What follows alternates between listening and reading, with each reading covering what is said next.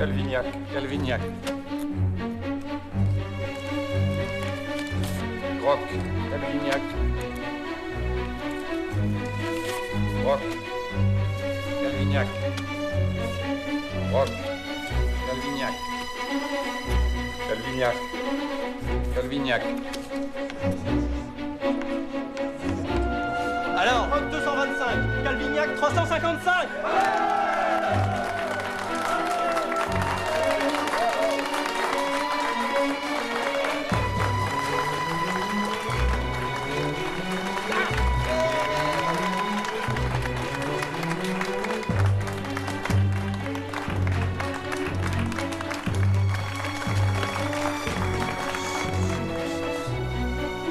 Melchior Groc, 1012 voix.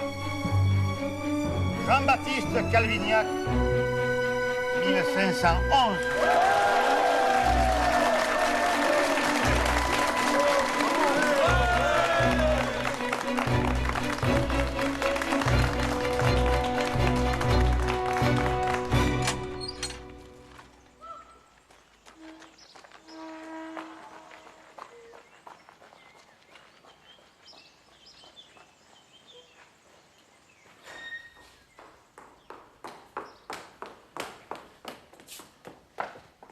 Alors, battus, nous sommes battus.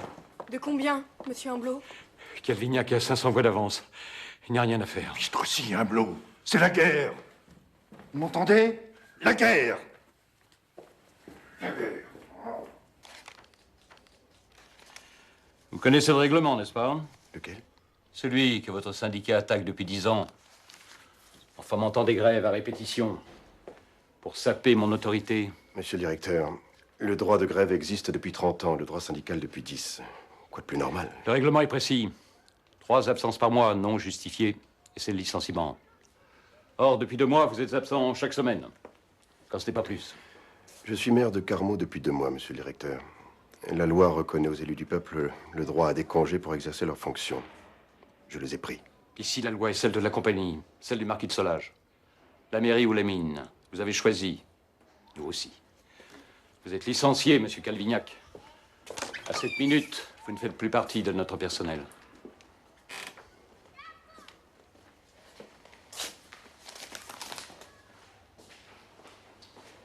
Calvignac, votre paye.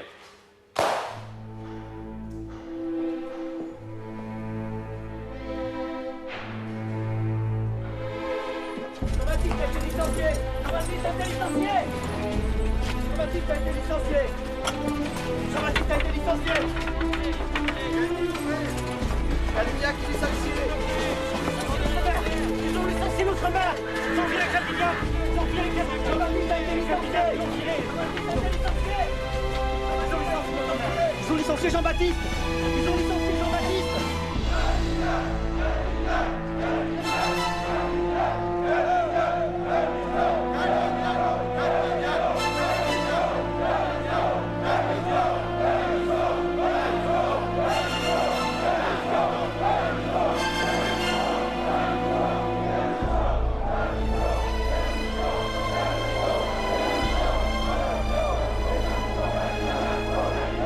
Prenez votre position.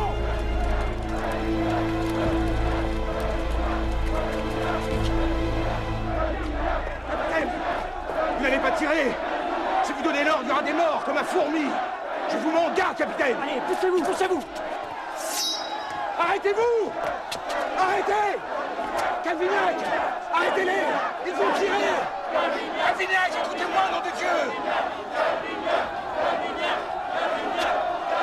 Ils vont vous massacrer. Arrêtez. Arrêtez-vous. Au nom de la loi, au nom du préfet, je vous demande de vous disperser. Dispersez-vous.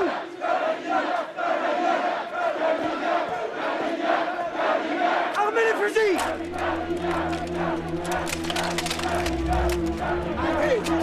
Arrêtez, vous êtes fous.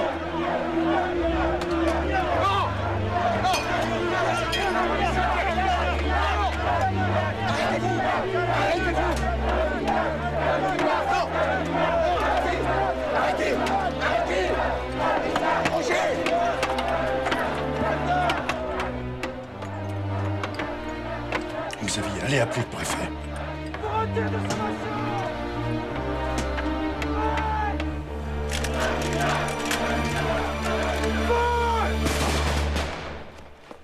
Soldats! Sous l'uniforme, vous êtes des citoyens! Ne tirez pas sur vos frères! Souvenez-vous des morts de fourmis! Les mineurs ne sont pas vos ennemis! Assez de sang! Ouvriers mineurs! Je vous en conjure, arrêtez-vous! En licenciant Calvignac, votre mère, mon ami, la compagnie vous provoque! Ne répondez pas par la violence! Calvignac est un élu du peuple! Il sera réintégré. Je m'y engage. Grève générale! C'est trop Trop tard! Menteur! Grève générale! Trop tard! Grève générale! Il n'est pas trop tard. Il n'est pas trop tard. Il n'est pas trop tard. Vos revendications sont justes. J'irai à Paris et j'obtiendrai de mes... Non! Non! Arrêtez! Arrêtez! Arrêtez! Non! Non!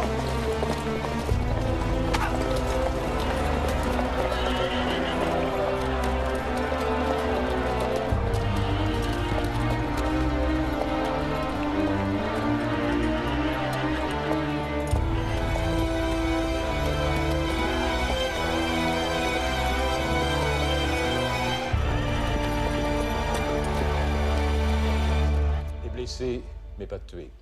La mort de Jaurès ne m'aurait pas fait prendre le deuil. Ça leur servira de leçon. Demain, tout le monde sera au travail. Humblot, contre le désordre, seule la fermeté paie. Le préfet m'assure qu'il ne tolérera aucun débordement. Ils étaient plus nombreux que je ne l'imaginais. Vous êtes toujours inquiet, Humblot. Toujours inquiet. D'autant que beaucoup de manifestants venaient de l'extérieur. Non, Xavier. Tous étaient de chez nous. Je les connais bien. Mais je ne pensais pas que le syndicat avait fait de tels progrès. Alors, quel est votre pronostic? Si la grève est minoritaire, ils seront brisés. Et le marquis aura raison de se moquer de mon inquiétude pathologique. Dans le cas contraire...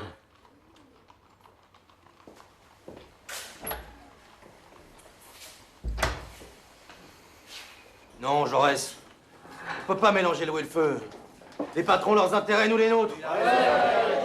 Cherchez à concilier l'impossible. Allons, Roger. Quand Jaurès siégeait à la Chambre, il nous a toujours défendus. C'est un républicain irréprochable. Et qu'est-ce que ça change? Solage est député monarchiste. Le préfet est à son service. Vous faites de beaux discours républicains. Mais à la fin, c'est toujours nous qui trinquons. Maurice a raison. La parlotte, c'est inutile. La grève générale, ouais, voilà la seule réponse. Pour gagner, camarades délégués, il faut se battre. C'est tout. Tant que Jean-Baptiste ne sera pas réintégré, plus de minerais.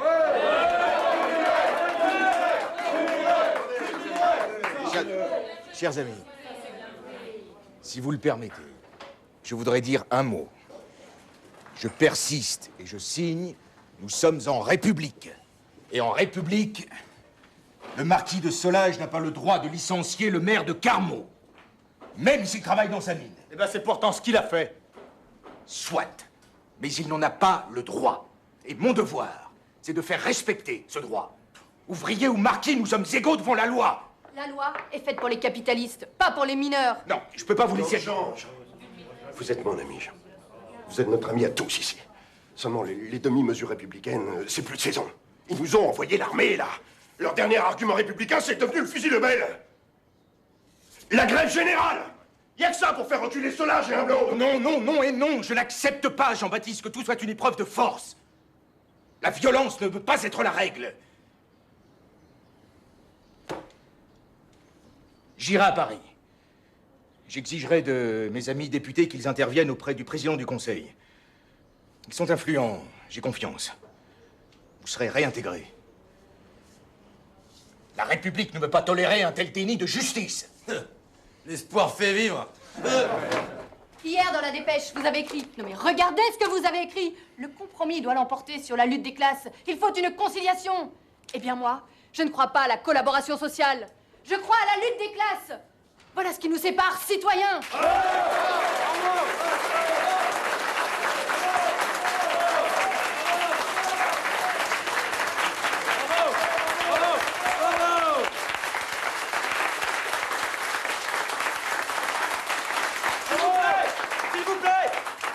préfet a appelé en renfort 3 nouvelles compagnies de gendarmes. On sait ce qu'il nous reste à faire. Grève générale.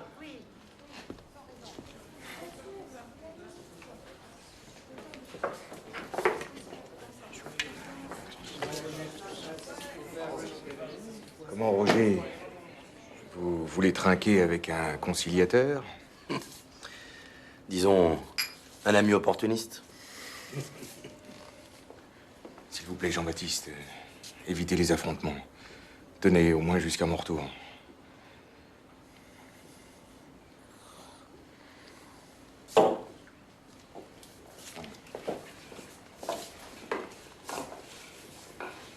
Jaurès. Merci.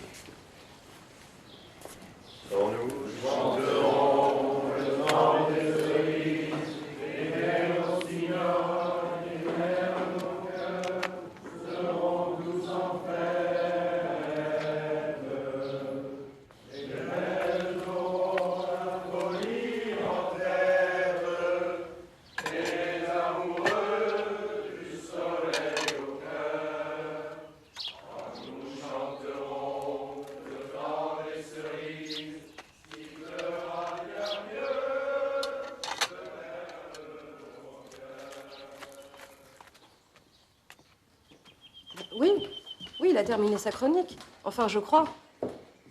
Ah, bien. Bon, oui, d'accord. Attendez, je vais voir dans son bureau.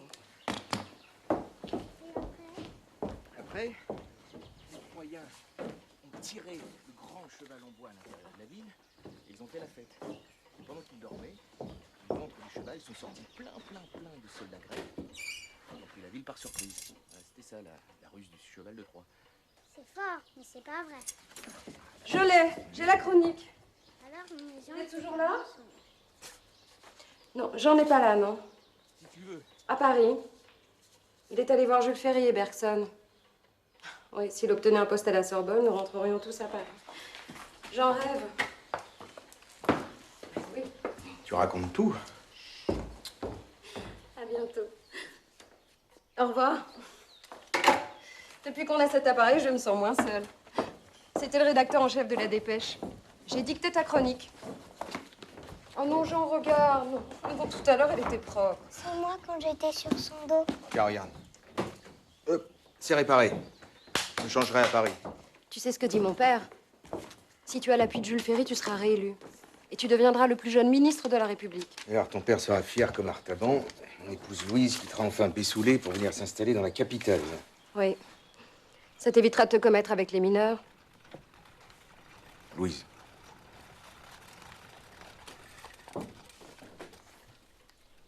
Et moi, papa? Si tu es sage, nous t'emmènerons. Mais vois-tu, Madeleine, ton papa n'est pas sûr d'avoir envie d'être à nouveau député. Oh, Loutine, come vai? Papla, monsieur Jaurès. Tu embrasseras Jules Ferry pour moi?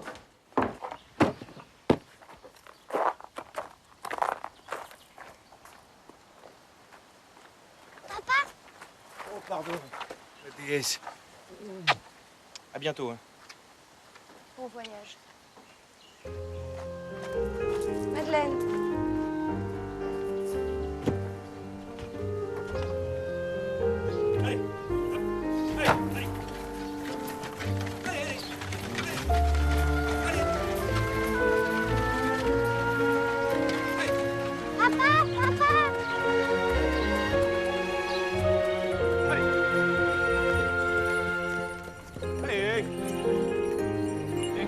Pour Paris, avec la nouvelle locomotive. 20h, je crois. Il a du haut? Non, pas le jour. Hein? Vous n'avez pas assez de livres pour aller jusqu'à Paris, là. Comme débile. Oh, merci. C'est bien. Allez, Joël. Allez. Soudain, Bel-Ami aperçut Madame de Marelle. Et le souvenir de tous les baisers qu'il lui avait donnés, qu'elle lui avait rendus, le souvenir de toutes leurs caresses, de ses gentillesses, du son de sa voix, du goût de ses lèvres. Fanny, ton Maupassant est un Jean Foutre. lui fit passer dans le sang le brusque désir de la reprendre. Elle était jolie. C'est le roi de la débauche et de la vulgarité. N'est-ce pas, Hublot? C'est un point de vue, monsieur le marquis. Permettez-moi d'avoir un autre avis, père. C'est moderne. Ces personnages sont dans la réalité. Ils agissent mus par leurs ambitions, leurs passions. Eh bien, justement, ça me déplaît.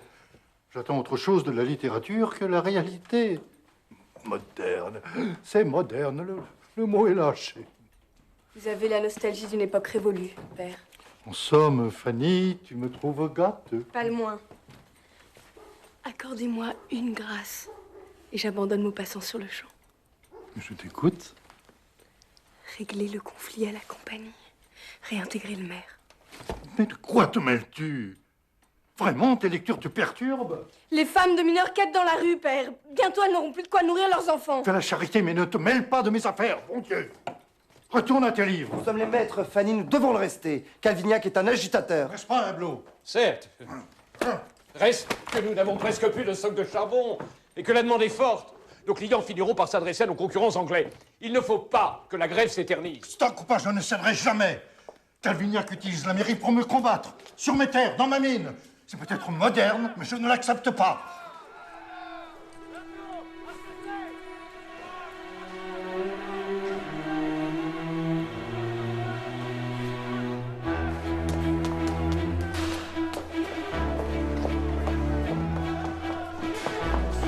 Chasse est ouverte, Hublot. Père! Arrêtez! Père! Légitime défense, ma fille. Légitime défense. N'en ferez plus!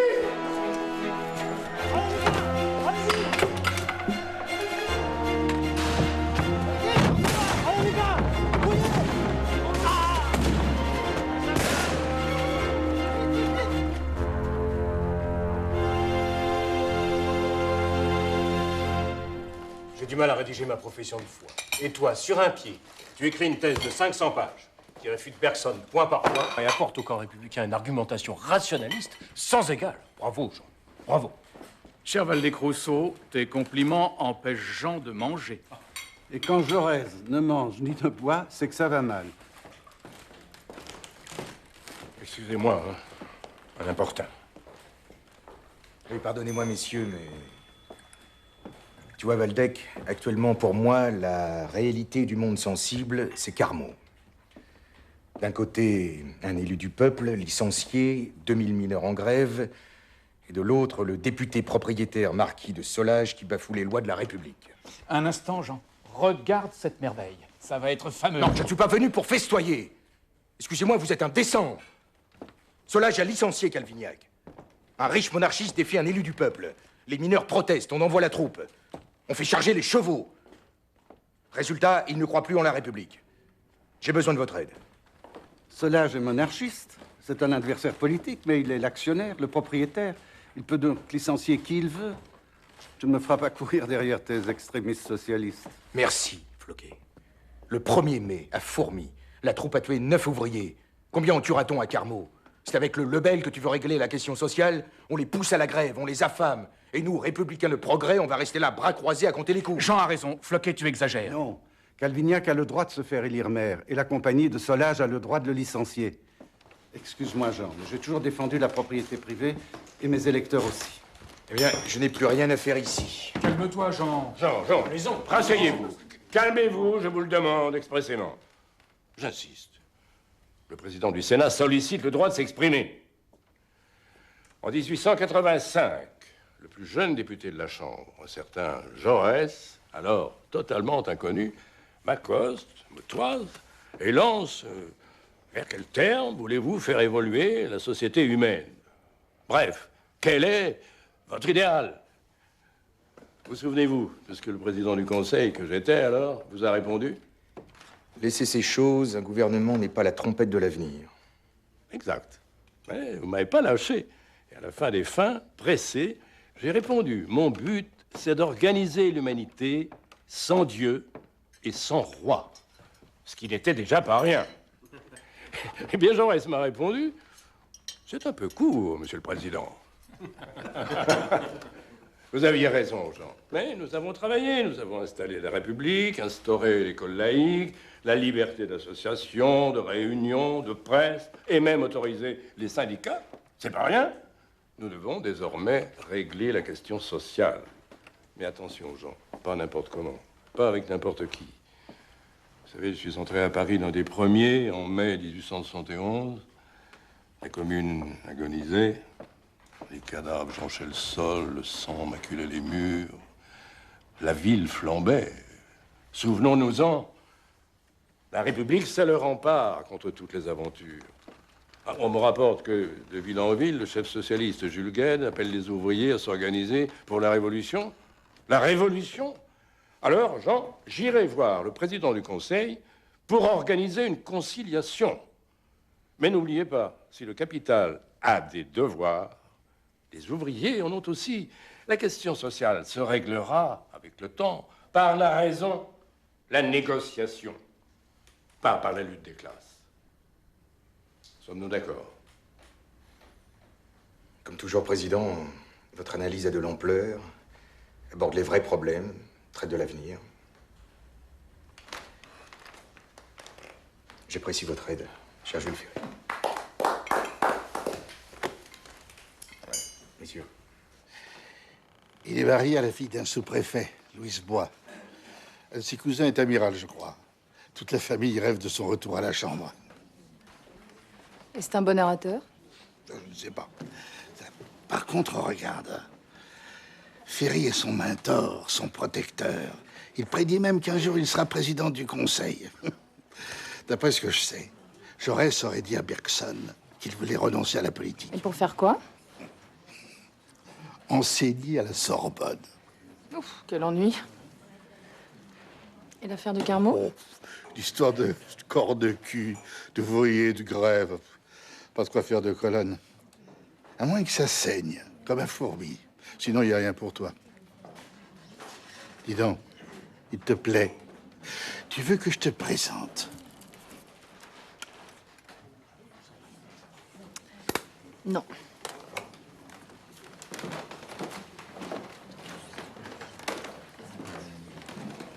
Comment va le président Ferry? Je vous présente. Jean Jaurès. Caroline Rémy. Enfin, Séverine, c'est mon nom de plume. Oui, je vous connais, je vous ai lu dans Le Gaulois. Vos articles sur les mineurs de Saint-Étienne tués par le Grisou étaient remarquables. Je suis enchanté. Je viendrai à Carmot, je veux faire un article sur vous. Même si mon directeur n'en voit guère l'intérêt. Et il a raison, je ne suis plus député. Disons la semaine prochaine, alors. Ah ben, tout à... Jules Vallès avait bien de la chance. Vallès, pourquoi? Ah, c'était sa maîtresse. Ah bon, ils étaient... Il lui a appris le journalisme. Inutile de préciser que je préfère l'élève au professeur. Elle a du talent. Hein. Et depuis la mort de Vallès, elle a... Enfin, je veux dire, elle est avec... Avec ceux qu'elle choisit. Ah non. Très bien. Au revoir.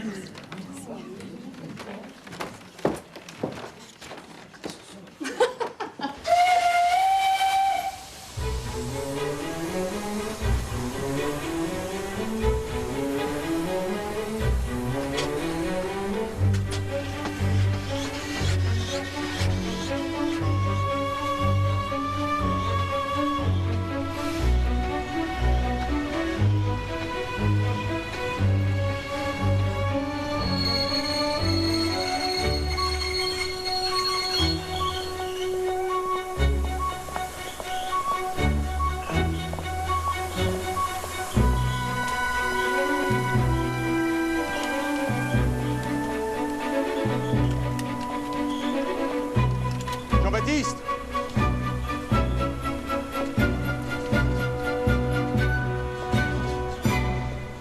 Qu'est-ce qui se passe? Ce sont des renforts. Il y a une bagarre. Je vous avais demandé de rester calme. Mais oui, mais 2000 grévistes, ça marche pas ou pas? Il y a un groupe de camarades qui a été attaqué le château de Solage. Résultat, il y en a un qui est blessé par balle et 9 autres qui ont été arrêtés. En violence, effraction de domicile, atteinte à la propriété. C'est une erreur grave, Jean-Baptiste. Je sais, mais les camarades sont très nerveux. Et vous, à Paris, il y a des nouvelles? Je suis arrivé à voir le président du conseil. Non? Non. Quand? Bientôt, Jean-Baptiste, bientôt. Je n'ai pas pu obtenir plus. Mais cette affaire ne va rien arranger. Salut, Louti. Les amis n'aiment pas qu'on touche à la propriété privée. Je m'en doutais, toutes ces paroles ne s'arriment à rien, de toute façon. J'ai confiance en vous, Jean. Pas en Jules Ferry.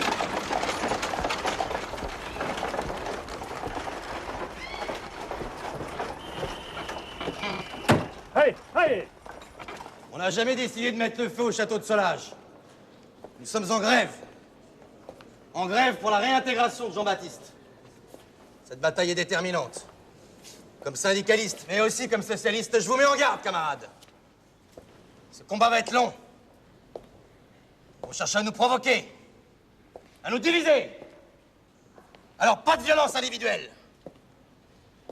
Notre force à nous, c'est l'unité, sans faille.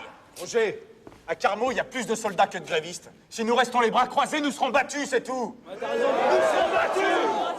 Camarades, contre le label, la dynamite. Mais sûrement pas, malheureux. Qu'est-ce qu'ils cherchent, enfin? Affrontement. Ah non, hein? Bon, car alors nous serons vaincus. Alors pas de dynamite, pas de bataille rangée contre les soldats, pas d'attentats ou d'actions individuelles. Grève générale.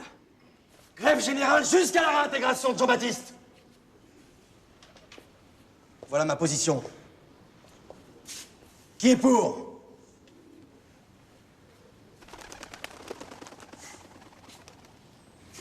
Contre?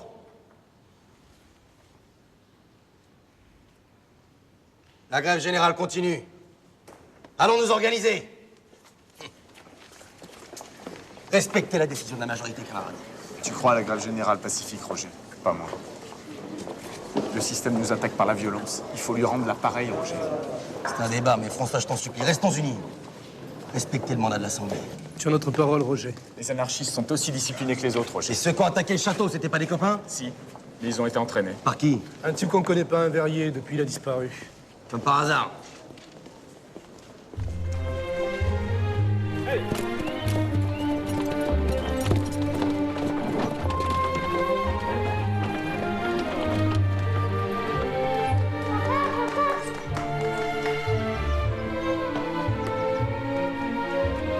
Ma fille! Tiens, regarde ce que j'ai trouvé pour toi, Paris. Adieu, Loutine. Allez, chasse. T'es fatigué? Je n'ai pas arrêté. Ferry, Méline, Valdec-Rousseau, Bergson, je t'embrasse d'ailleurs. Ah bon, pardon. J'ai même rencontré les syndicalistes parisiens. Et Jules Ferry, comment il va? Ben, il vieillit, Jules. Oui, il vieillit. Mais il va t'aider? Ça...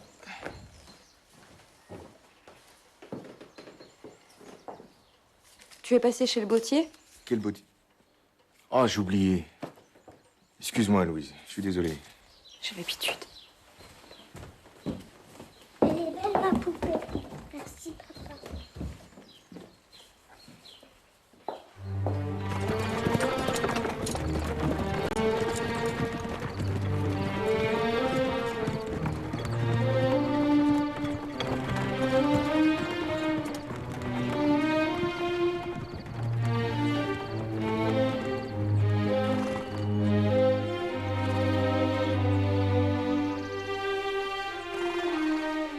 Monsieur le préfet. Bonjour, monsieur le marquis. Le président du conseil va vous proposer une conciliation.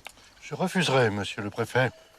Si le syndicat accepte, vous aurez du mal. J'aurais c'est aller pleurer dans le giron de Ferry. Si nos mines passent sous la coupe des syndicats, si en plus, avec les salaires qu'on leur verse, ils se font élire maires, députés, nous perdrons tout. C'est ce que vous voulez? Je suis aux ordres du gouvernement, monsieur le marquis. Dans le meilleur des cas, la conciliation aura lieu à la rentrée parlementaire. Ça laisse du temps. Tout peut arriver. 3 mois. À votre avis, les grévistes peuvent tenir? Sans manger? Ce sera dur. Comme ils ne travaillent pas, ils n'ont pas besoin de manger. Ils ont de la chance. Ça les fera maigrir. À bientôt, monsieur le marquis. Elle s'est endormie. Une certaine Séverine a téléphoné. Ah bon? Oui, elle m'a dit qu'elle souhaitait te voir après-demain. Bien. Qui est-ce? C'est une journaliste. Une femme journaliste? Elle a une belle voix. C'est Ferry qui me l'a présenté. Et tu lui as donné notre numéro de téléphone. Louise, elle veut m'entretenir sur la grève de Carmaux. Et à quel titre? Tu n'es plus député? D'ailleurs, les mineurs n'avaient qu'à voter pour toi plutôt que pour Solage. Non, ce ne sont pas les mineurs, ce sont les paysans qui n'ont pas voté pour moi. Oui, bon. Laisse-les se débrouiller maintenant. Écoute, Jean, cette affaire n'est pas la tienne. Cette grève me concerne au premier chef. J'ai même demandé l'arbitrage du président du conseil. Ferry m'a promis de s'y employer. J'ai confiance. En attendant, que ça te plaise ou non, je dois aider les grévistes.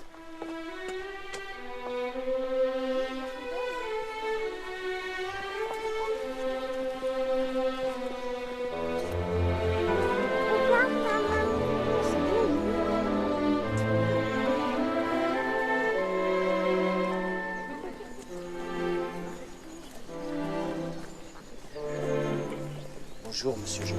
Bonjour. Tous les légumes et les fruits sont bons. Allez-y. Allez-y, cueillez, ramassez. Ah, et on a préparé de quoi manger et boire. Devant la maison. À tout à l'heure.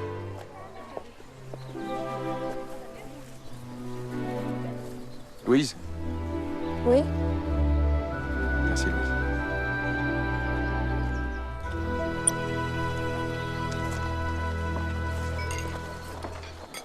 Tout va bien? J'aime pas les grèves, madame. Mais là, les hommes ne doivent rien lâcher. Merci. Excusez-nous. Mais vous dites que vous êtes contre la grève? Nos maris ont la maladie, la silicose. Ils crachent le sang à 35 ans et après... Et nos petits? La mine les prend pendant l'école à 10, 12 ans. Et maintenant, ils veulent nous reprendre notre mairie. Jean-Baptiste, c'est nous qui l'avons élu. C'est notre maire. Il est à nous.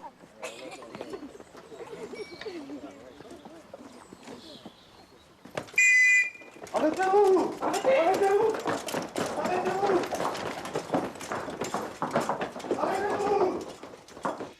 Tous les syndicats, tous les groupes d'extrême gauche organisent la solidarité financière avec les grévistes. Cela fera beaucoup d'argent?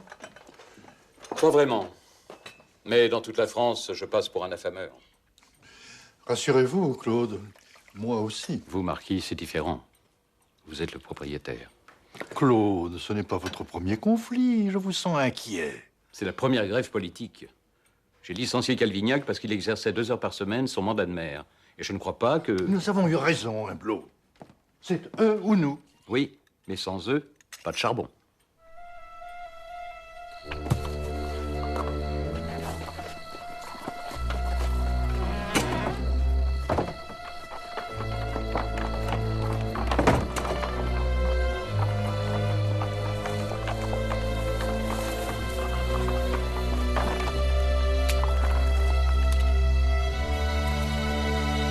J'apprécie votre travail, Humblot.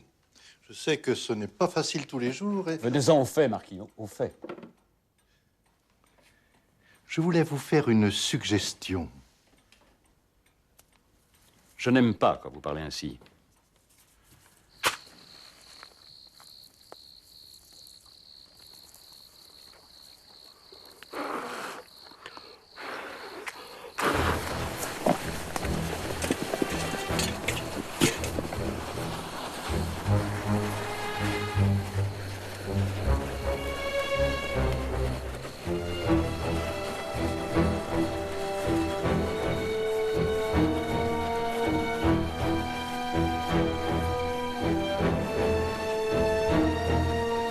Xavier peut faire venir 1000 mineurs de Belgique. Avec cela, les syndicats seraient brisés, la production repartirait. Utiliser des jaunes, c'est provoquer les mineurs. Il y aura des morts. Si vous faites ce choix, je pars sur le champ. Humblot, j'en étais sûr. Je l'avais d'ailleurs dit à Xavier. C'était une suggestion, rien de plus. N'en parlons plus. Comment trouvez-vous ces cigares? Excellent. Ils viennent de Cuba.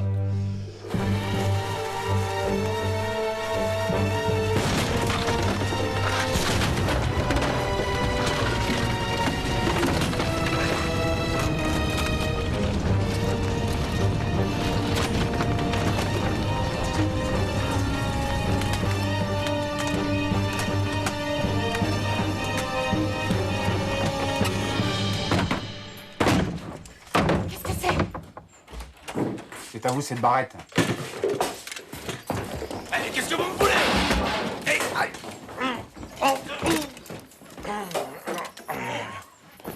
Mais lâchez-moi. Hein? Marie va prévenir Maurice. Il vient l'arrêter, Roger! Il vient l'arrêter, Roger! Il vient l'arrêter, Roger! Il vient l'arrêter, Roger! Une provocation! Camarades! C'est une provocation! On m'accuse d'avoir organisé un tournoi de nous! Ne cédez pas! Ne cédons pas! La grève générale! C'est une provocation! Ne cédez pas! Vive la grève! Vive la grève générale! Ne cédons pas! Pas! Vive la grève générale! Ne cédons pas à cette provocation! Ne cédons pas!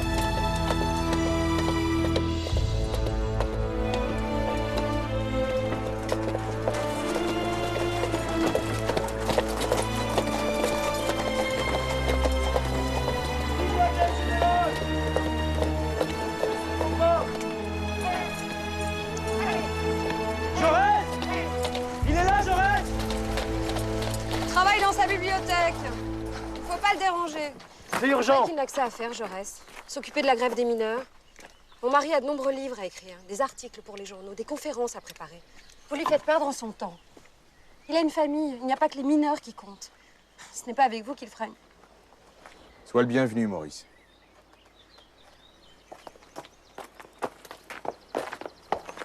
Tu veux voir quelque chose? Il y a eu un attentat à la mine. Ils ont arrêté Calmel.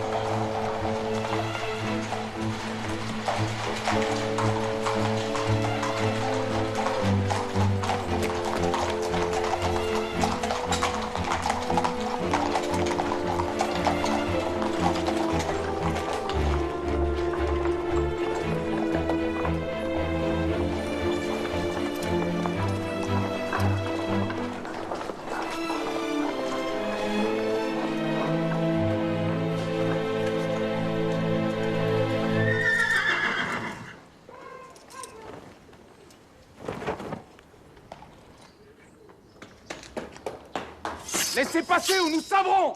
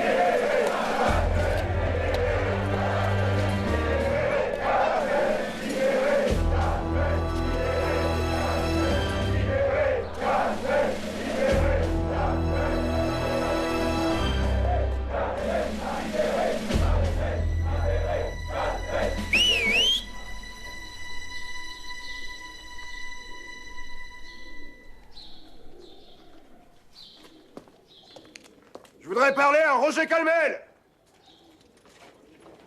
L'emmène à Albi. Vous battez pas, Jean-Baptiste, c'est une provocation. Vous battez pas, camarade. Camarade, c'est moi, Roger, votre secrétaire syndical. Écoutez bien, c'est une provocation. Aucun mineur, à commencer par nos camarades anarchistes, n'ont organisé cet attentat. La grève vaincra dans l'unité. Pas d'affrontement, pas d'attentat. Unité, unité, unité, unité, unité, unité, unité. Honneur à vous, Roger Calmel. C'est Jaurès. Vous sortirez de là.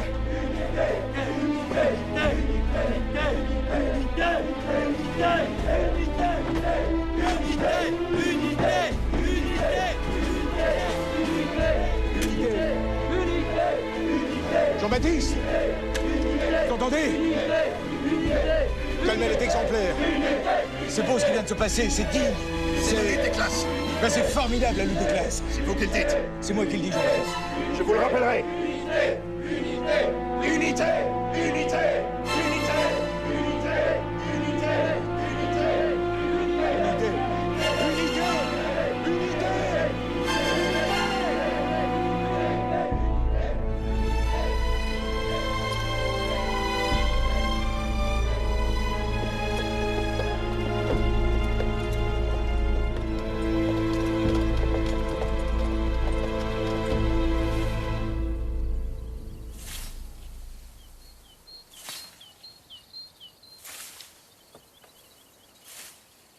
Merci d'être venu.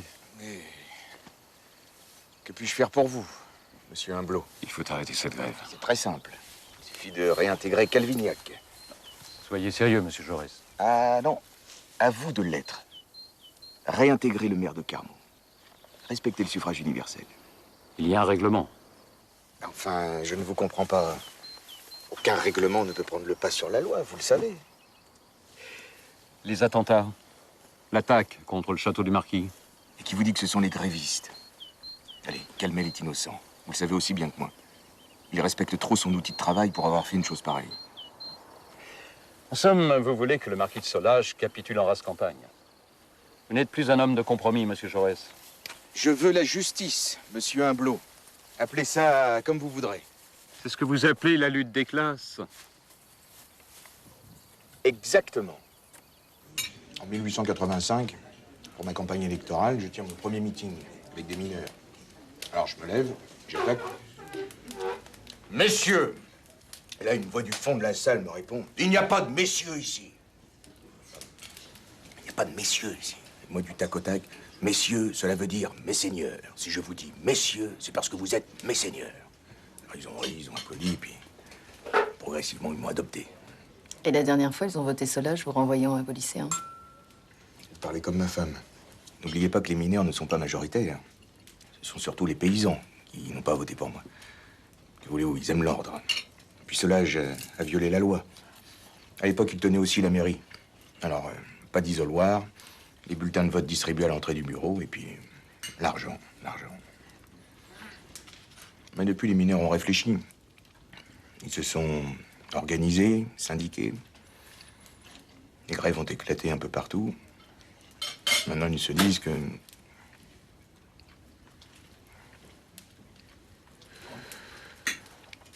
Ils se disent?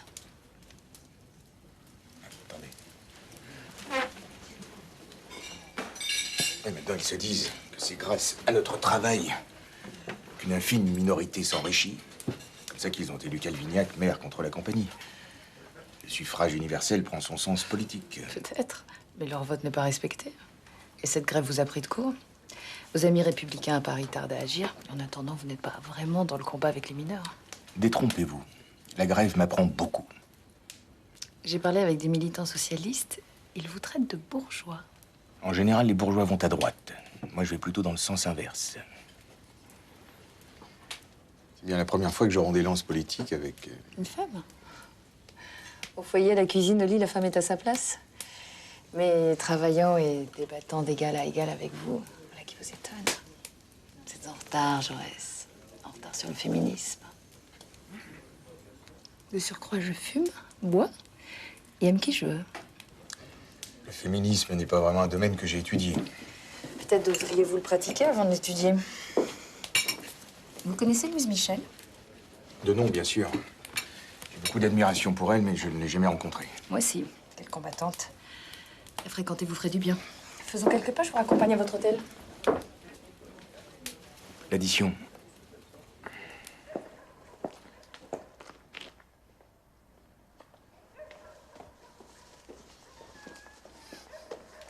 Ça, c'est un drôle de type, quand même. École normale supérieure, agrégation de philosophie. Une thèse ne vous a pas suffi, vous en avez écrit une autre. Vous lisez l'allemand, vous rédigez en latin. Vous dévorez tout ce qu'on publie. C'est dément. Je ne suis qu'un paysan cultivé. Il faut modeste avec ça. Allez, avouez que si vous n'êtes pas totalement engagé auprès des grévistes, c'est pour ne pas compromettre votre avenir politique. Ah, vous vous trompez. Je suis avec eux. Et je ne vais pas me déguiser en mineur, ce serait démagogique.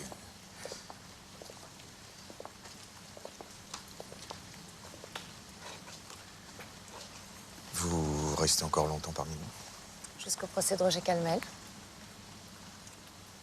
Alors nous nous reverrons certainement.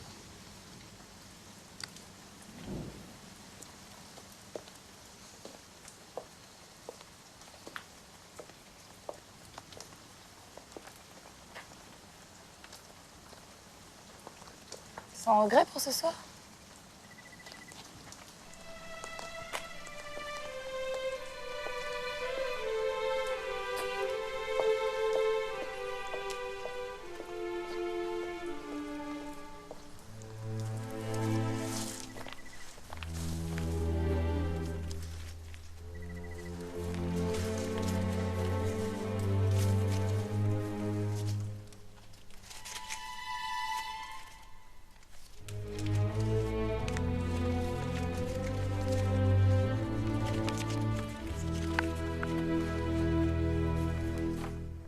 Démissionner?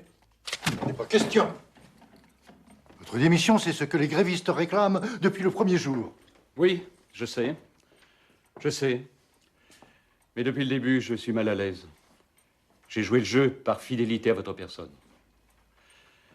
L'armée partout, les coups de feu, la tension permanente, les violences.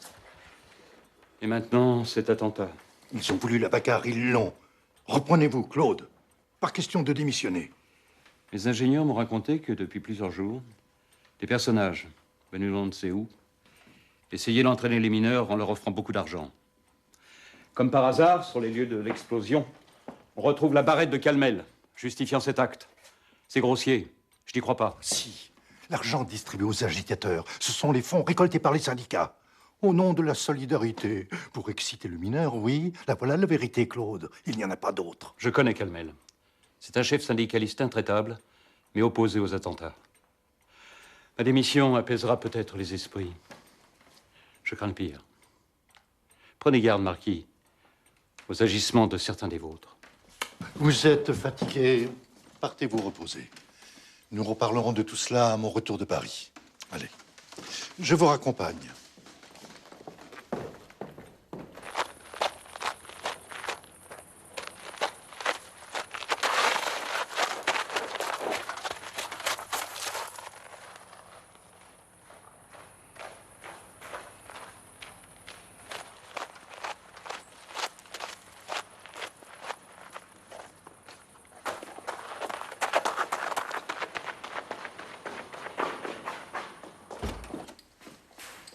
C'est réglé? Oui. Un blond ne vous a pas vu? Ne vous inquiétez pas, tout va bien. Tout va mal. Un blond nous lâche. C'est un gestionnaire, pas fait pour les tempêtes. Il reviendra après la victoire.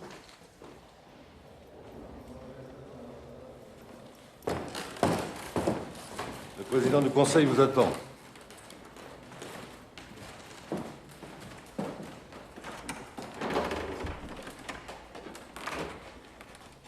Bonjour, monsieur le président. Bonjour, monsieur le député. Avancez-vous, je vous en prie. Oh, quelle chaleur. Vous souhaitiez me voir, président? Vous buvez quelque chose? Il y a quelques jours, j'ai reçu Ferry et Valdec-Rousseau. Ce ne sont pas mes amis. Ce sont mes alliés. Sans Ferry, sans Valdec-Rousseau, ma majorité tangue. D'ici, Carmaux est une petite affaire. mais une affaire de principe. Laissez-moi terminer mes phrases. Asseyez-vous.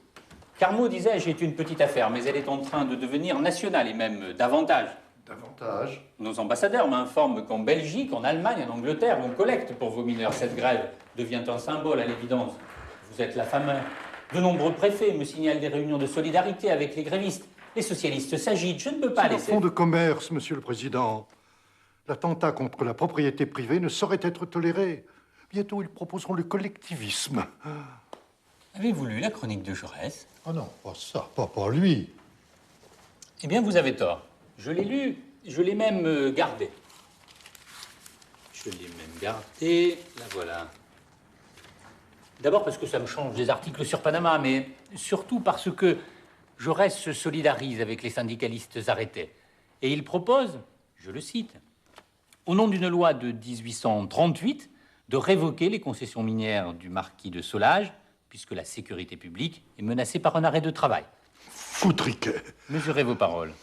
Jaurès reste modéré. Mitterrand lui évoque carrément la nationalisation de toutes les ressources minières. Attention, Solages, attention. J'ai battu Jaurès aux élections, il cherche à se venger. C'est humain. Mitterrand est socialiste, il criaille. Tout cela est normal. Écoutez-moi bien, monsieur le marquis. Certes, il est naturel que les socialistes s'agitent. Mais lorsque les chefs radicaux, Clémenceau, Pelletan, prêtent renfort à Ferry, Méline, Rouvier, Floquet, la fine fleur des républicains, alors ça fait du monde. Beaucoup de monde. Beaucoup trop de monde. Ce gouvernement risque d'être renversé. Or, il ne vous a pas échappé, j'imagine, que je suis le chef de ce gouvernement.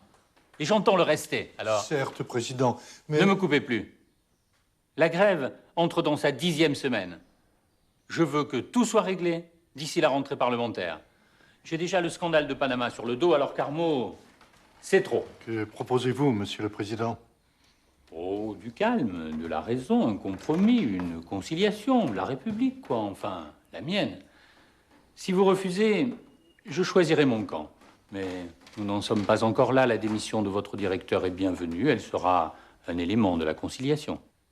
Sa démission n'est pas publique. Décidément, vous ne lisez donc jamais la presse. C'est dans le Gaulois d'aujourd'hui. Il publie la lettre d'Humblot. Réfléchissez, monsieur le marquis, mais réfléchissez vite. Le temps vous est compté. Si l'intérêt supérieur du pays le commande, j'agirai, que cela vous plaise ou non. Cette grève, monsieur le président, est d'ores et déjà un événement. L'influence du marquis de Solages est atteinte. Dans toute la région, l'action des mineurs fait réfléchir. 2000 grévistes donnent à la France entière une leçon de démocratie républicaine. Monsieur Jaurès, vous n'êtes plus à l'Assemblée. Et pour cause, puisque vous avez été battu. Alors, de grâce, n'exagérez pas trop. Je n'exagère pas, monsieur le procureur, je réfléchis à voix haute, même si je ne suis plus député. Et si cette grève devenait un symbole national, provoquant la réconciliation de la classe ouvrière avec le suffrage universel? Précisez, monsieur Jaurès. Je précise, monsieur le président, quand les accusés, en réalité innocents, seront libres, car ils seront libres, monsieur le président, quand ils auront gagné, car ils vont gagner, plus aucune compagnie, aucun groupe industriel n'osera créer de difficultés aux ouvriers investis d'un mandat électif. Le suffrage universel s'est défendu avec une telle énergie qu'on ne pourra plus jamais l'inquiéter. Monsieur Jaurès, pourquoi parler avec un tel lyrisme, alors même que j'ai fait évacuer la salle? Mais pour vous convaincre, monsieur le président, vous et vos assesseurs, et bien sûr, monsieur le procureur de la République, en haut comme en bas, l'ordre social actuel ne fait que des esclaves, car ceux-là ne sont pas des hommes libres, qui n'ont ni le temps ni la force de vivre pour les parties les plus nobles de leur esprit et de leur âme. La République doit devenir démocratie sociale. C'est pour cet idéal que luttent les mineurs de Carmot. Ma solidarité avec eux est donc totale, politique, républicaine et socialiste. Républicain, je savais que vous l'étiez, mais socialiste, c'est nouveau. Peut-être. Au fond de moi, j'ai l'impression de l'avoir toujours été. Disons qu'avant, c'était implicite et que maintenant, c'est explicite, monsieur le président. Ces condamnations sont lourdes, mais je suis confiant. Si la grève l'emporte, le verdict sera cassé et ils seront libérés. Car voyez-vous, messieurs, cette justice est aux ordres, dans un sens comme dans l'autre. Nous en profiterons alors pour réformer le statut de l'élu ouvrier. Merci, messieurs. Merci.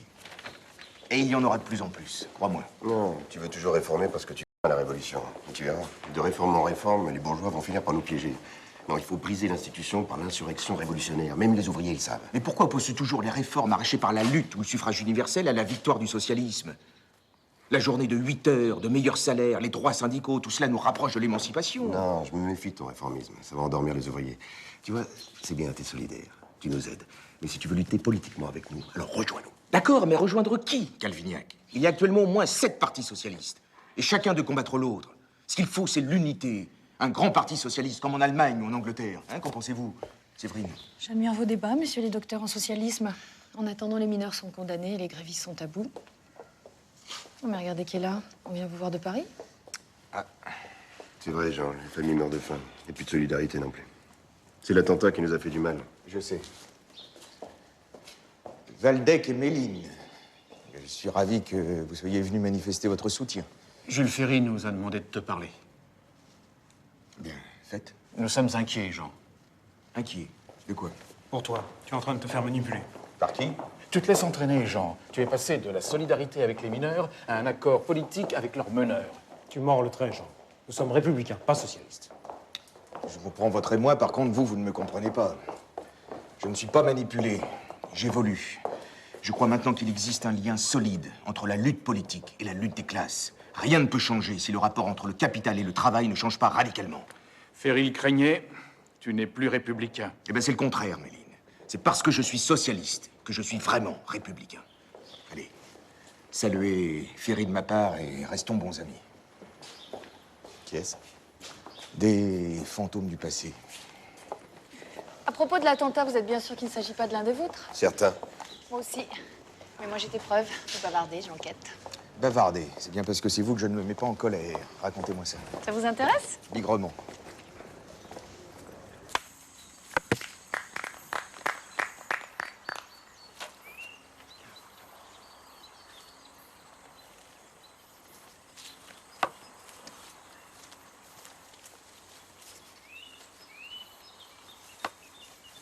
Les gendarmes viennent d'arrêter un certain Jean Tournadre. Il a reconnu être l'auteur de l'attentat à l'explosif dans la mine. Il a également indiqué avoir reçu de l'argent d'un homme jeune, bien mis, cheveux noirs. Il se déclare capable de le reconnaître formellement. Roger Calmel, innocenté, va être libéré. Si vous prenez le train ce soir, demain, vous serez loin. Londres ou Bruxelles? Rome, Marquis. J'ai toujours eu un faible pour l'Italie. Les casinos sont magnifiques. Bonne idée. J'ai beaucoup d'amis. Je vais reprendre ma partie.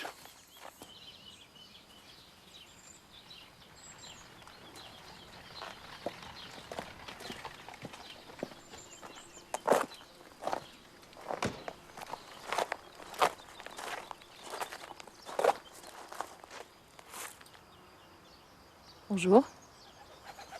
Je vous imaginais comme ça. Vous êtes Séverine?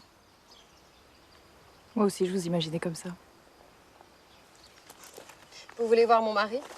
J'ai amené cette enveloppe pour lui. Le travail ne le dérangeons pas. Vous prendrez bien une tasse de thé? Volontiers. Oh, vous avez un jardin magnifique. C'est toute mon enfance. Marthe! Marthe!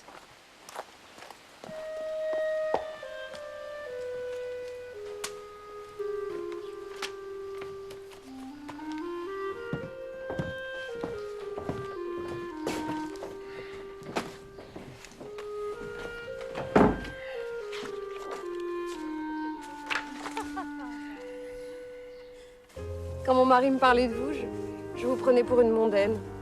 Ah, mondaine ou demi-mondaine? J'ai honte, c'est vrai que je l'ai pensé. Une femme qui n'est pas mariée, qui ne veut pas se marier et qui aime les hommes en course et jugement. J'ai l'habitude. Votre liberté renvoie à nos tabous. Vous savez, ici, c'est la province. Ou détrompez-vous, à Paris, c'est pire. Les femmes libres sont considérées comme des traînées. La plupart de mes collègues journalistes ne jugent pas la qualité de mes articles. Tout ce qu'ils veulent savoir, c'est qui est mon amant.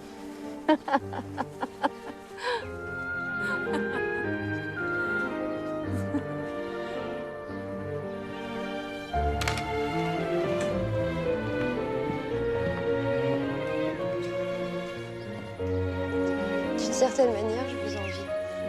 Chacun son existence. Vous avez Jaurès, vous aimez, il vous aime. Avant moi, il a été très amoureux d'une jeune femme. Ses parents ont jugé que Jean n'était pas un parti d'avenir pour leur fille. Depuis, je pense qu'il a peur de l'amour. De surcroît, je ne suis pas une vraie femme d'intérieur. Et puis Jean est toujours ailleurs, attiré par l'écriture, l'action. C'est vrai qu'il est très impressionnant. Et très bel homme. Et très fidèle. Maman, C'est votre petite fille? Oui, ma chérie. qui c'est? Une amie. Comment elle s'appelle? Madeleine. Vous avez un joli chapeau. Elle est lumineuse. Voyez, Louise, je suis libre, mais je suis seule. Et je n'aurai jamais d'enfant. Je suis content que vous vous entendiez. Séverine va passer la soirée avec nous. Demain, nous la conduirons au train. Le scandale de Panama m'appelle.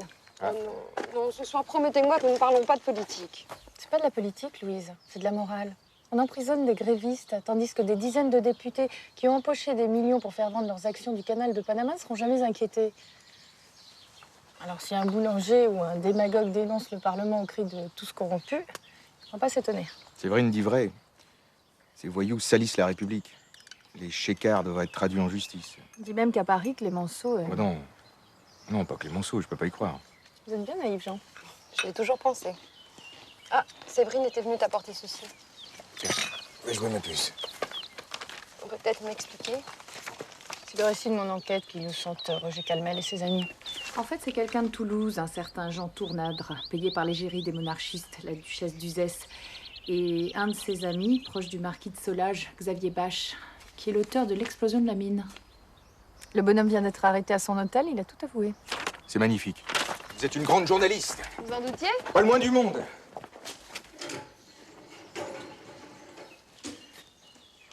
Allô, mademoiselle, passez-moi Arthur Huck à la Dépêche de Toulouse. C'est une copie, je peux la garder? Faites, mon article est déjà à l'impression. Demain, le Gaulois va s'arracher. Allô, Arthur, c'est Jaurès. J'ai une information à faire exploser les ventes. Je dicte ma chronique. Le titre.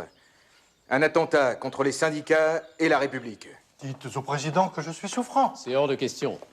La commission de conciliation créée par le président Loubet se réunit le 14 sous la présidence de Clémenceau. Celui-là, je le déteste. Je pense que c'est réciproque. Je n'irai pas. Je n'irai pas, je n'irai pas. Je ne céderai pas. C'est votre droit. C'est aussi le droit de mes services de pousser l'enquête de police. Si nous mettons la main sur votre ami Xavier, qui, me dit-on, perd beaucoup dans les casinos, s'il devient loquace... Suffit. Dites au président du Conseil que je serai à Paris le 14. Je transmettrai. Tout cela finira mal, monsieur le préfet. Au contraire. Quelle nouvelle de votre fille? Aucune. Elle s'est installée à Paris. Allons-y.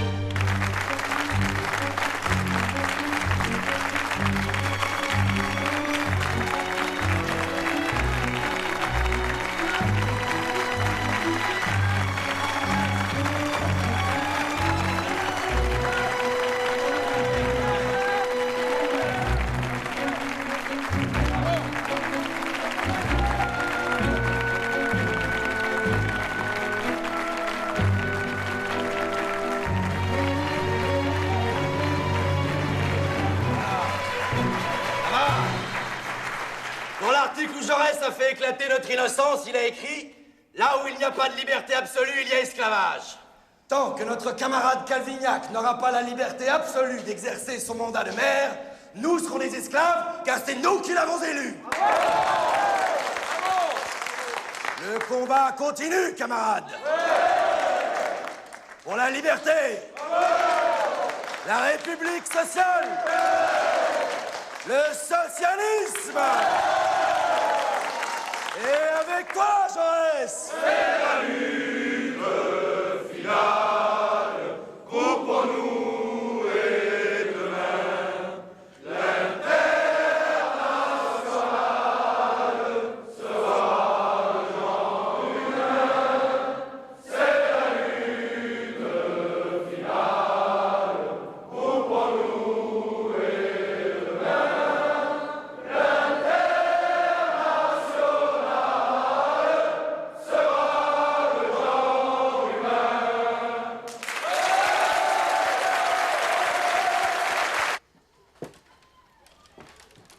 Oui, oui. Non, tout à fait, oui. Oui. Bien sûr. Qu'est-ce qu'il raconte, hein? Moi, je crois plus, là. Bien. Tout à fait. Merci, monsieur. Merci. Au revoir.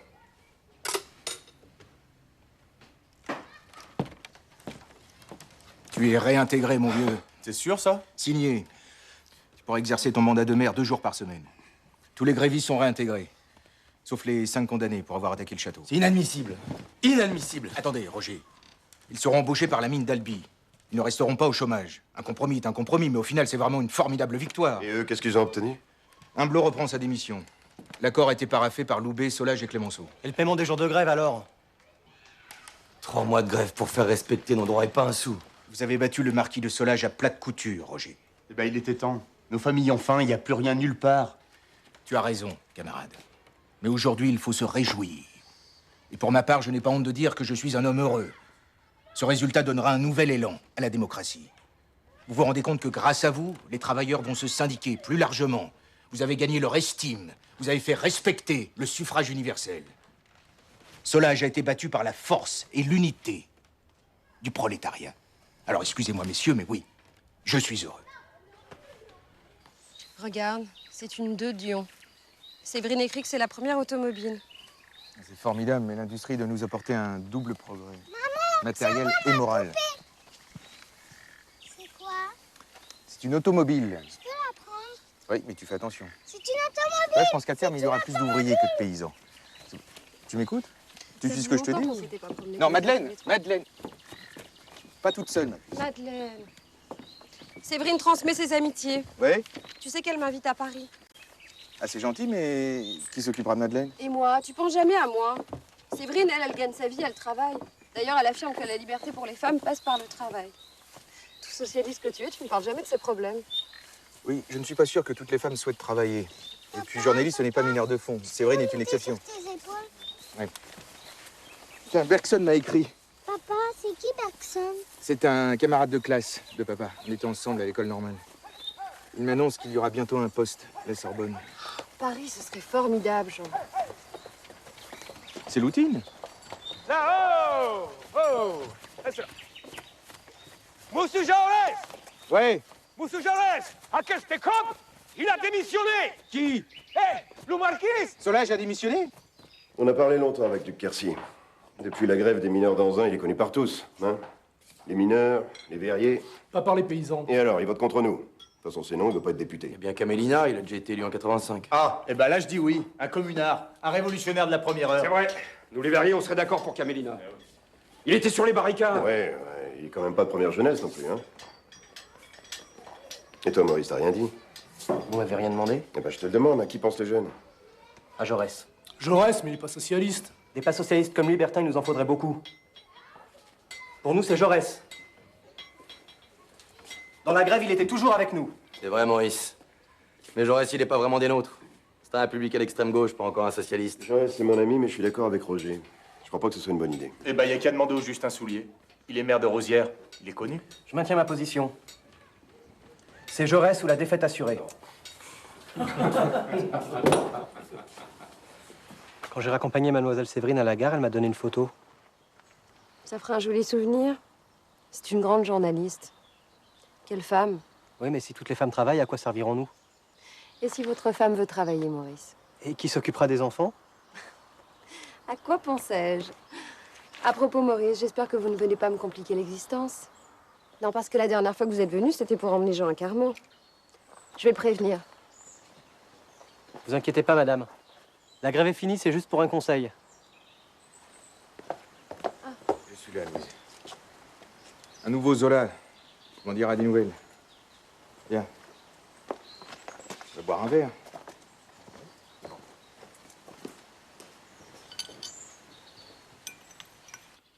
Qu'irais-je faire dans cette galère? Duc Quercy a refusé. Alors, tous les gaullistes soutiendront Camélina. Mais attention, avec raison d'ailleurs. Avec raison. C'est un combattant, Camélina. Il était sur les barricades en 70, contre Versailles, contre Thiers. Grâce à des hommes comme lui que nous avons la République. Ah vois-tu, Maurice, si je me présente, je divise. Je divise. Et Camillina fera un bon candidat, mais il sera battu. Et si nous sommes battus par le candidat de Solage, c'est comme s'il était réélu. Comme si la grève n'avait servi à rien. Mes camarades et moi, nous voulons gagner. Oui, mais alors, quand tu dis « nous voulons gagner », de qui parles-tu? Des jeunes. Mineurs, verriers, une bonne partie des anciens. Mon père arrête pas de répéter, si Jaurès y va, on peut leur foutre une branlée. Une branlée? Vraiment? C'est ce qu'il dit.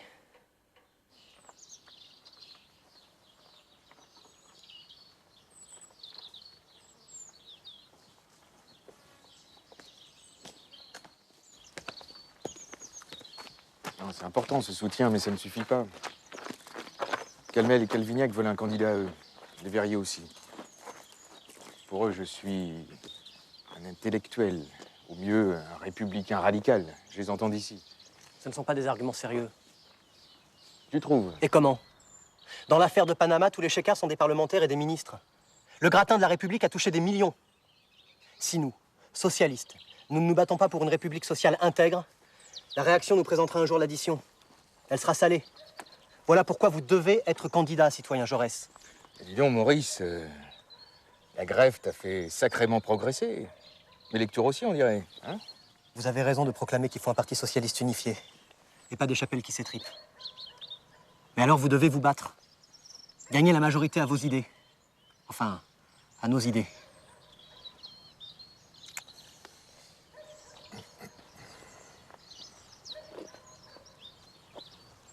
Tu crois qu'on peut l'emporter? Au début de la lutte, on ne sait jamais si on peut gagner. Mais si on n'engage pas le combat, on est sûr de le perdre. Montrez-leur qu'il n'y a pas plus socialiste que vous.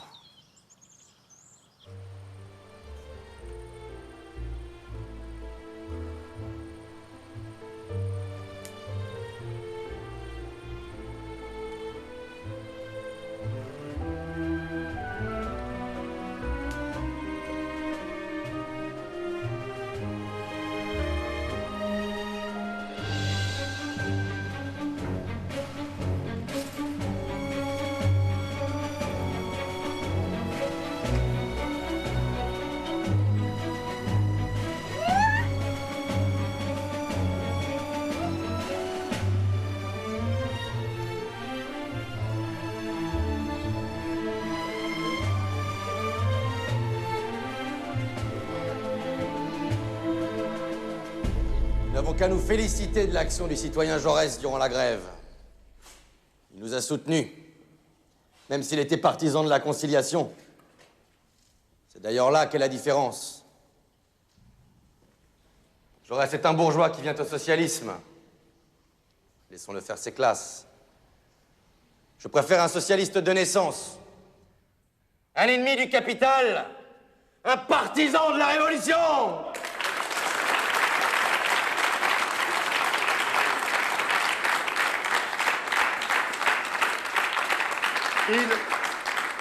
Qui demande la parole?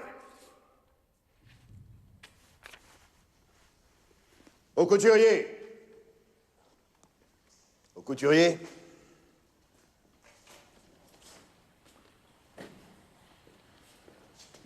Et nous, les Verriers, nous n'avons rien contre Jaurès. Et nous préférons Camillina. Et pas seulement parce que c'est un ancien de la commune. Pas seulement parce qu'il a payé de son sang. Pas seulement parce qu'il a payé de son sang et d'années de prison le combat pour le socialisme. Nous préférons Camillina.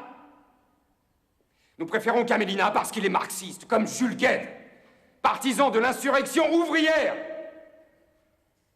Tant que la bourgeoisie dominera, l'ordre actuel devra être détruit. Jaurès est un idéaliste. Il veut changer les hommes pour changer la société.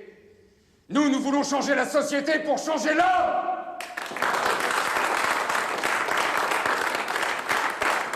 La parole est à Jean Jaurès. Calmel a raison. Je ne suis pas un socialiste de naissance. Il me semble d'ailleurs que ce problème dépasse ma modeste personne. En effet, si le marquis de Solage, par exemple, n'a pas supporté l'élection de Calvignac à la mairie de Carmaux, c'est que c'était la première fois que cela arrivait. Auparavant, la majorité des mineurs ne votait pas socialiste. mais élisez le candidat du patronat. Ils n'étaient donc pas naturellement socialistes de naissance. Ils le sont devenus. Il a fallu les convaincre. Au début, cher camarade Calmel, combien étaient syndiqués à tes côtés? Autant qu'ils m'en souviennent, peu, et même fort peu. Il n'y a donc pas non plus de syndicalistes de naissance. Alors certes, nous progressons, mais s'il ne faut compter que sur la seule minorité exemplaire des socialistes de naissance pour vaincre le capitalisme, excusez-moi, mais nous risquons d'attendre, et même d'attendre longtemps. S'organiser collectivement, politiquement, syndicalement, c'est rompre avec l'aliénation, c'est résister au matraquage des puissances de l'argent et de la presse qui lui est affidée. Et c'est un effort, mes amis, considérable. Aussi, à chaque fois qu'un ouvrier ou qu'un intellectuel s'engage contre le capital et rejoint le camp des opprimés, je ne lui demande pas ce qu'il pensait hier, mais je le félicite d'abord de combattre avec nous la bourgeoisie.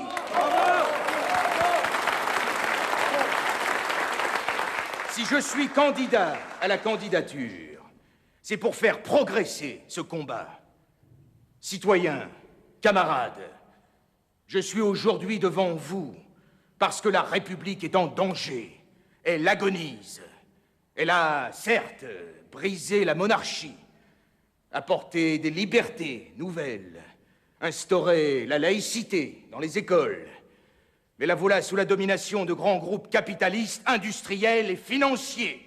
C'est la République des Solages, c'est la République des exploiteurs.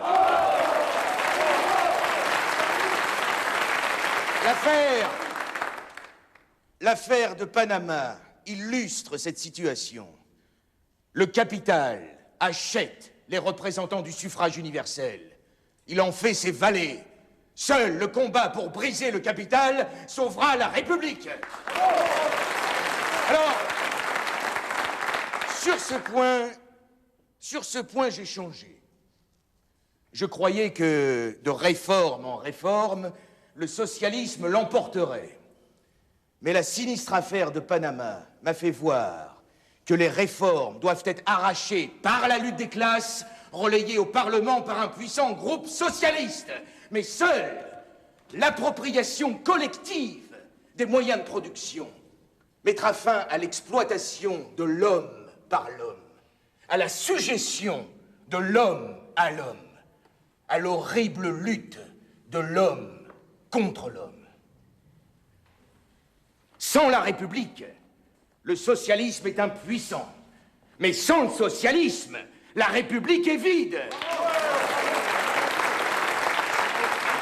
Alors, de nombreux camarades vous disent, non sans une certaine perfidie, Jaurès est un idéaliste. Faut pas le nier. Cher au couturier, je ne sépare pas l'idée de sa mise en œuvre. Avec Marx, je crois que toutes les réformes qui pourront être arrachées au capital doivent l'être. Et j'estime, pour ma part, que la journée de 8 heures, le droit syndical, l'instruction gratuite, publique de tous les enfants sont autant d'étapes vers le socialisme. Mais pour cela, les ouvriers doivent s'organiser syndicalement, mais aussi et surtout politiquement. Alors, au couturier, être idéaliste avec Marx, ça me va. On vous dit aussi, Jaurès n'est pas membre du Parti socialiste. Ça, tu peux pas dire le contraire. Mais de quel Parti socialiste parlez-vous, camarade? De la Fédération des travailleurs socialistes de France, qui dénonce le Parti ouvrier socialiste révolutionnaire, ton parti, Calvignac, lequel s'oppose au comité révolutionnaire central, et tous, vous êtes ligués contre le Parti ouvrier de Jules Guesde, le plus puissant, certes, mais le plus sectaire. Alors je vous repose la question. De quel parti socialiste me parlez-vous? Le mouvement socialiste aujourd'hui en France est divisé en sectes qui s'affrontent. Vous étiez unis pendant la grève, camarades. Souvenez-vous-en. Et c'est parce que vous étiez unis que vous avez gagné. Et c'est parce que vous avez gagné que nous sommes là ce soir. Si vous m'en donnez mandat, je bâtirai avec vous l'unité de tous les socialistes dans un seul et même parti démocratique. si vous me désignez comme votre candidat, je serai l'homme de cette unité, du rassemblement des exploités, de ceux qui n'ont rien, des laissés pour compte. Je serai l'homme de l'unité socialiste contre tous les partis bourgeois.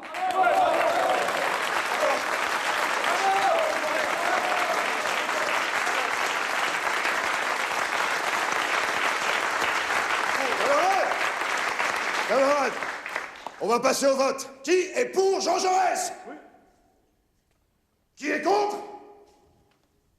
À une écrasante majorité, Jean Jaurès. Tu es élu candidat de notre circonscription.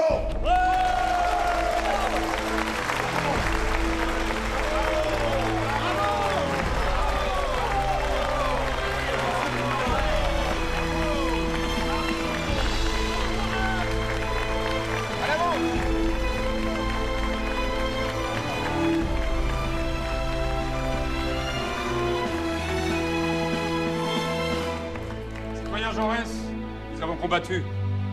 La majorité est avec vous, nous nous rallions donc à votre candidature. Si vous marchez droit, vous n'aurez pas d'amis plus fidèles et plus dévoués que nous.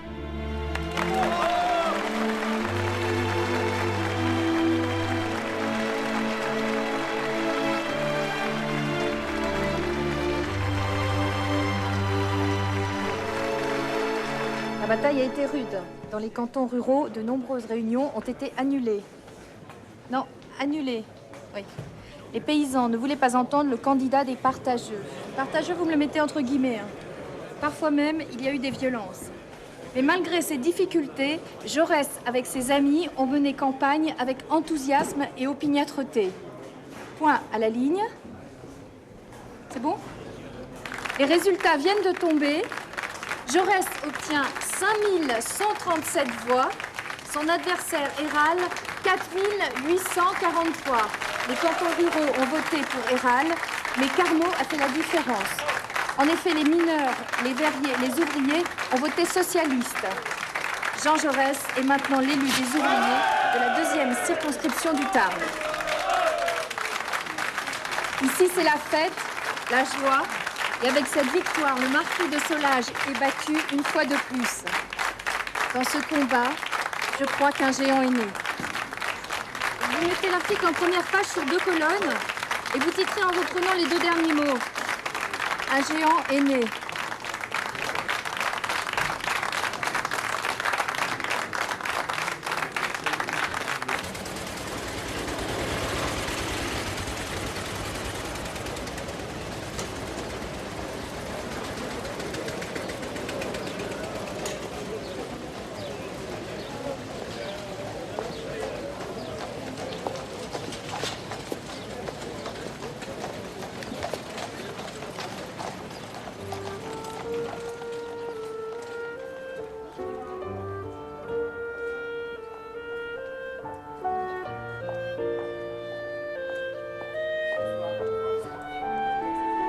Sont arrivés, monsieur Jaurès.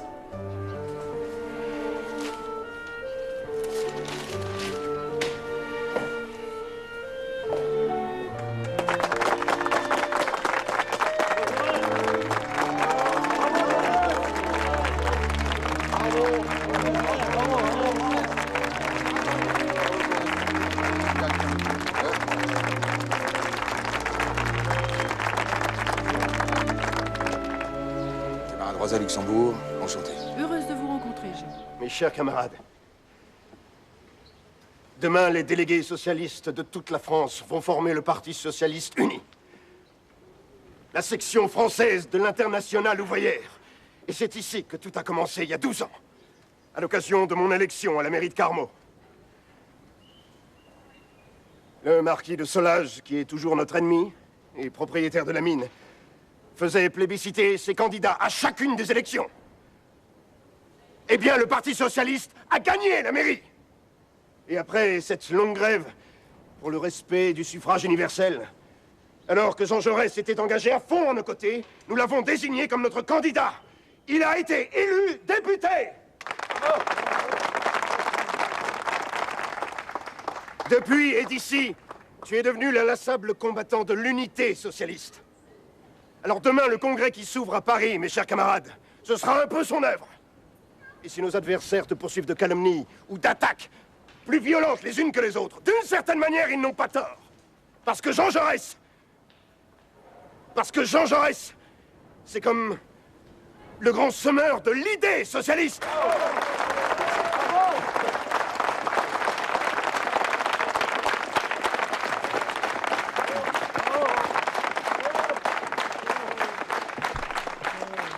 Merci, Jean-Baptiste. Avec Rosa Luxembourg, Liebknecht et Van der Velde, nous allons assister demain à Paris à un véritable miracle. Les socialistes français, rois de la division, spécialistes des divergences et des oppositions, vont enfin s'unir. Bravo!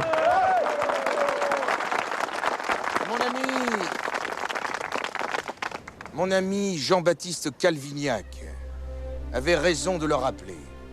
C'est ici, à Carmont, dans ce Tarn que j'aime tant, que tout a commencé.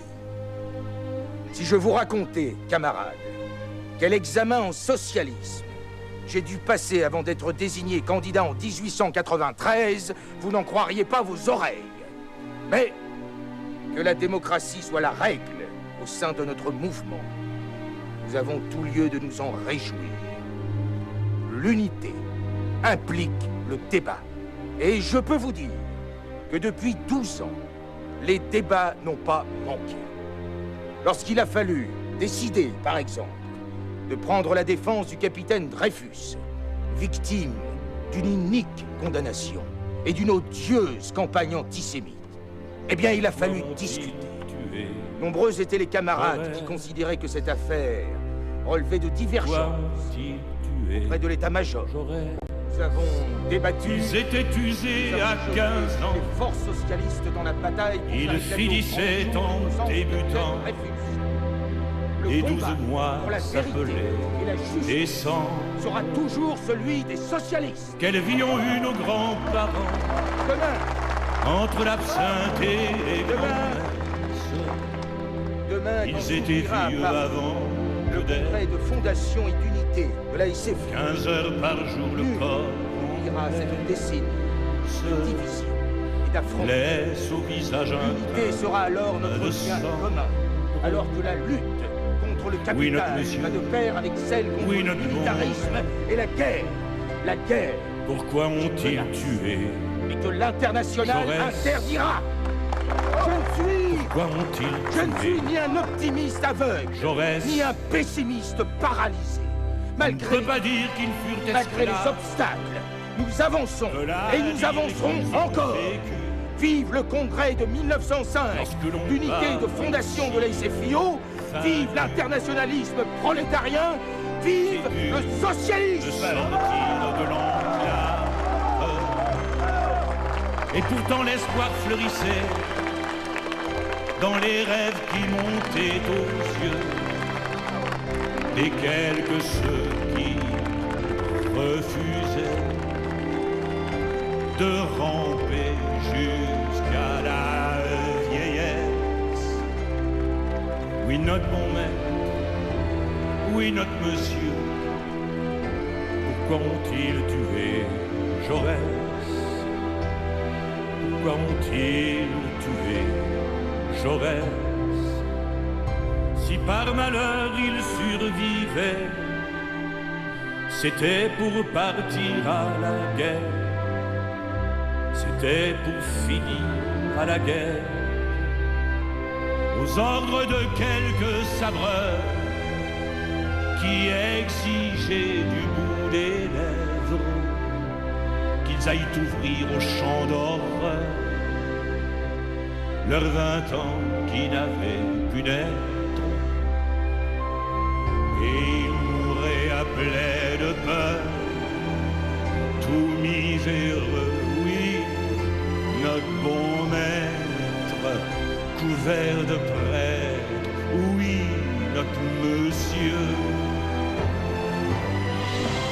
Demandez-vous, belle jeunesse, le temps de l'ombre d'un souvenir, le temps du souffle d'un soupir. Pourquoi ont-ils tué Jaurès? Pourquoi ont-ils tué Jaurès?